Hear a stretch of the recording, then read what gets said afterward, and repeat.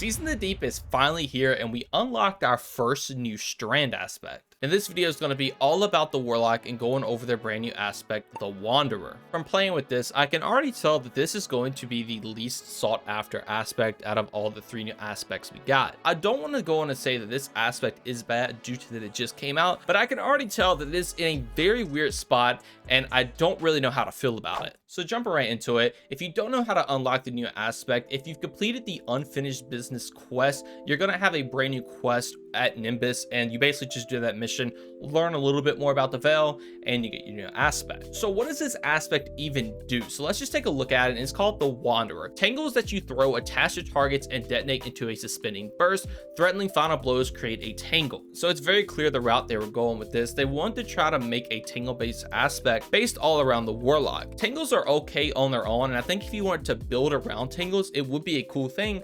The problem is that tangles have a 15-second cooldown. This cooldown basically makes your aspect just not usable when you're playing the game. And not unlike other aspects that are based around your grenade, melee, or class ability, you have ways you can build into them to actually get the cooldown, so you can build into getting that aspect uptime even more. Whereas this one, you are just completely locked behind that 15 seconds, and there's absolutely nothing you can do about it. But regardless of the cooldown, are the benefits it gives actually worth it? So let's actually take a look at the second part of this, where it says threatening final blows create a tangle. This is pretty self-explanatory. Warlocks are based all around threatening, so if you get a threatening kill, it will make a tangle. The problem with this is most of the time, if you are running a strand build, you're going to be running the swarmers anyway, which makes threatenings unravel targets. Since your threatening is going to be unraveling enemies, it can already make tangles regardless without this aspect even being equipped. So if you are running swarmers, the second part of this aspect is literally doing nothing for you because you're already going to make them in the first place. Now obviously, if you're running a different exotic, say something like Verity's Brow, so you can spam grenades more,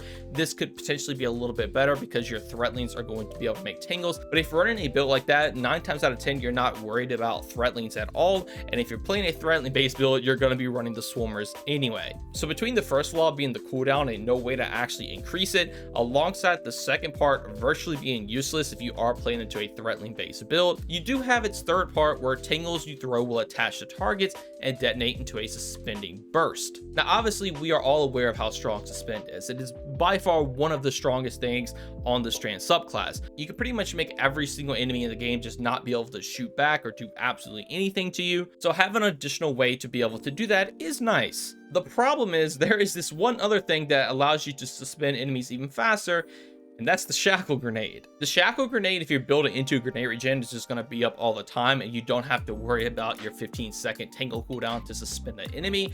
This you can just always have to suspend enemies, and it's arguably just way better than the whole aspect alone. Now don't get me wrong, if you are in a situation where you can't pick a tangle up, obviously having that be able to suspend is nice, but you're just always going to have that 100% uptime on your grenade anyway, so you don't really have to use the aspect for that. Now the final question you might be asking, if it does actually stick to an enemy then explode, you could potentially may think it might do a little bit more damage since it is a delayed explosion. Well, unfortunately, if we take a look at the clip here, this is just without the aspect. You see I throw it and it's going to do 21,000 explosion damage alongside a bunch of other little numbers.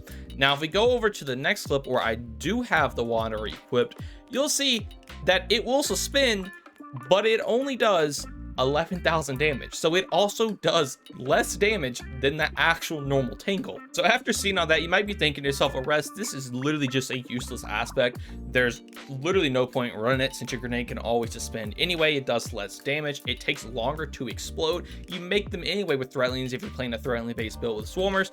Where is the benefit in this? And I'm going to be honest with you all, I don't know if there is one. The only real benefit is that if you are not running Mindspin Invocation, typically you're going to be running the shackle grenade to obviously suspend enemies, so you can consume this to get that Weaver's Trance proc. But if you don't ever use that, because you don't really have to, like, you can just equip this so it actually does do something. So if you're not consuming your grenade or not running grapple to make those threatenings, you're just not using this aspect, you could just use this and at least you do get some benefit, I guess, and get that extra suspend every now and then. And I guess also if you're not a fan of Weaver's Call, you can take this alongside Mindspin Invocation, have 2 different ways to suspend.